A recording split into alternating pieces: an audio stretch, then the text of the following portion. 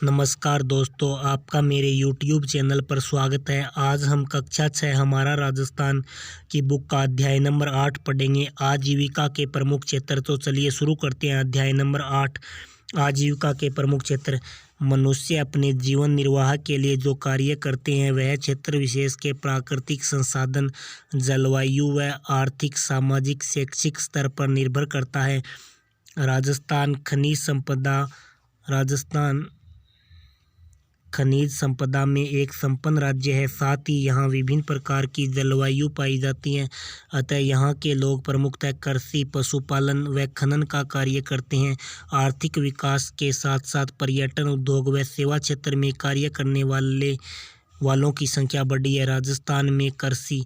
राजस्थान का 60% भूभाग मरुस्थल है, यानी लगभग जो 60% है वहाँ मरुस्थल है। यहाँ अधिकांश कृषि मानसून की वर्षा पर निर्भर है। अतः राजस्थान की कृषि को मानसून का जुआ कहा जाता है। यहाँ वर्ष भर में 3 प्रकार की फसलें होती है, यानी जो राजस्थान की कृषि को क्या कहते हैं, मानसून का जुआ कहते हैं। और वर्ष भर में 3 प्रकार की फसलें होती है, जैसे रबी की फसल की बुआई सर्दी में प्रारंभ होने पर की जाती है तथा गर्मी प्रारंभ होने पर मार्च अप्रैल में कटाई की जाती है।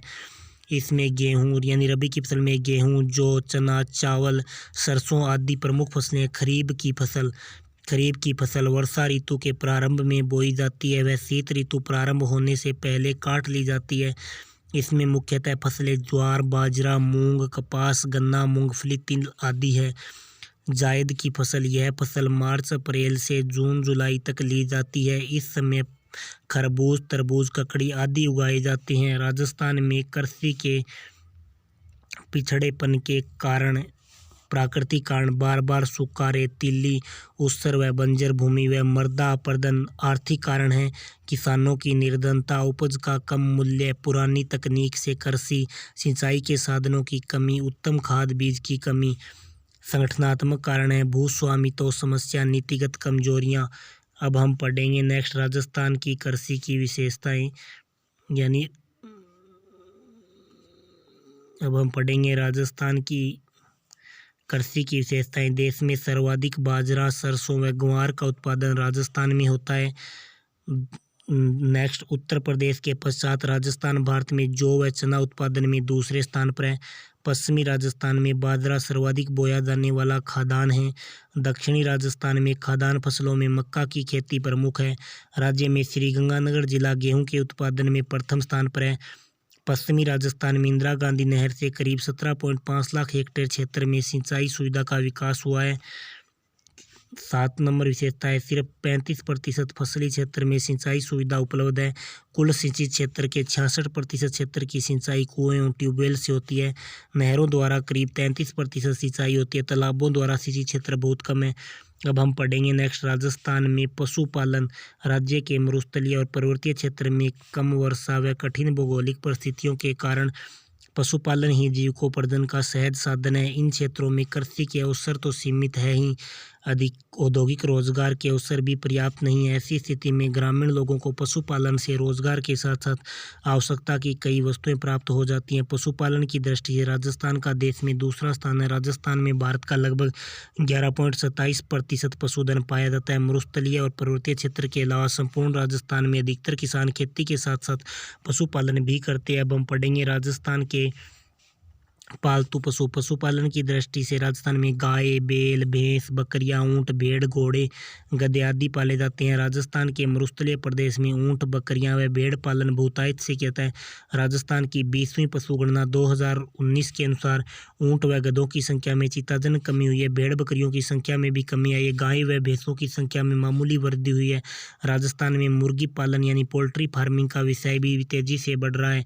नेक्स्ट हम पढ़ेंगे पशुपालन से लाभ, यानी पशुपालन से क्या लाभ होते हैं। पशुपालन से ग्रामीण लोगों को रोजगार मिलता है और पशुओं पर आधारित उद्योगों का विकास होता है। इस व्यवसाय से पौष्टिक आहार, घी, मक्खन, छाछ, दही आदि की प्राप्ति होती है। डेयरी, ऊन, परिवहन, चमड़ा, चारा आदि उद्योगों के विकास को प्रोत्साहन मिलता है। इसके अलावा बड़े पैमाने पर पशु उत्पादन का विदेशों पर निर्यात भी किया जाता है। पशुपालन में समस्याएं। पशुपालक निर्धनता के कारण पशुओं को पौष्टिक आहार व सही इलाज नहीं दे पाते हैं। पशुपालकों के पास कमज़ोर व घटिया नस्ल के पशु हैं। चारागाहों के लिए पर्याप्त भूमि की कमी है। परंपरागत तरीकों से पशुपालन करते हैं। पशुपालन में व्यावसायिक दृष्टिकोण की कमी है। बार बार सूखे व अकाल से पशुधन कम होता जा रहा है। अब हम पढ़ेंगे राजस्थान में खनन। राजस्थान में कई विभिन्न प्रकार के खनिज पाए जाते हैं, इसलिए राजस्थान को खनिजों का अजायब घर कहा जाता है। राजस्थान में लगभग 67 प्रकार के खनिजों का खनन होता है। राजस्थान में सर्वाधिक खनिज रॉक फॉस्फेट है। सीसा, जस्ता, जिप्सम, चांदी, संगमरमर आदि के उत्पादन में राजस्थान का एकाधिकार है। यानी सीसा, जस्ता, जिप्सम, चांदी, संगमरमर इसमें राजस्थान का एकाधिकार है। चूना पत्थर, टंगस्टन, अभ्रक, तांबा, इमारती पत्थर अन्य महत्वपूर्ण खनिज है। राजस्थान में खनिजों की उपलब्धता को देखते हुए खनिज आधारित नए उद्योगों की स्थापना के काफ़ी अवसर है। यही कारण है कि राज्य सरकार प्रदेश में खनिज आधारित उद्योगों की स्थापना को प्रोत्साहन करने पर ध्यान दे रहा है। राजस्थान में अवैध बजरी खनन से पर्यावरण प्रदूषण की समस्या निरंतर बढ़ रही है। अवैध खनन से अरावली पर्वतमाला की कई पहाड़ियाँ पूरी तरह से गायब हो चुकी है। इसके गंभीर पर्यावरण प्रदूषणीय दुष्परिणाम हो सकते हैं। शब्दावली आजीविका, यानी शब्दावली है कि आजीविका क्या है, तो रोजगार और जीवन निर्वाह हेतु किया जाने वाला कार्य, यानी रोजगार व जीवन बिताने के लिए जो कार्य किया जाता है उसे आजीविका कहते हैं। अतिवृष्टि यानी अत्यधिक वर्षा होना। निर्यात, देश से माल अन्य देशों को भेजना। अब हम पढ़ेंगे अभ्यास प्रश्न, जैसे क्वेश्चन नंबर 1, रबी की फसल की प्रमुख फसल कौन सी है, तो वो है गेहूँ। क्वेश्चन नंबर 2, मरुस्थलीय राजस्थान में सर्वाधिक बोया जाने वाला खाद्यान्न कौन सा है, तो बाजरा। खरीफ की फसल वर्षा ऋतु में प्रारंभ की जाती है। 20वीं पशुगणना के अनुसार राजस्थान में ऊंट व गधे पशु की संख्या में चिंताजनक गिरावट आई है। पशुपालन से क्या लाभ है? किन खनिजों में राजस्थान का एकाधिकार है, जैसे सीसा, जस्ता, चांदी, संगमरमर, रॉक फास्ट मीन। पशुपालन की प्रमुख 2 समस्याएं और अवैध खनन के क्या दुष्परिणाम हो सकते हैं। तो दोस्तों, आपको ये वीडियो कैसा लगा, आप हमें लाइक व कमेंट करके बता सकते हैं। ऐसे ही अन्य वीडियो पाने के लिए आप हमारे चैनल पर विजिट करें। Thank you.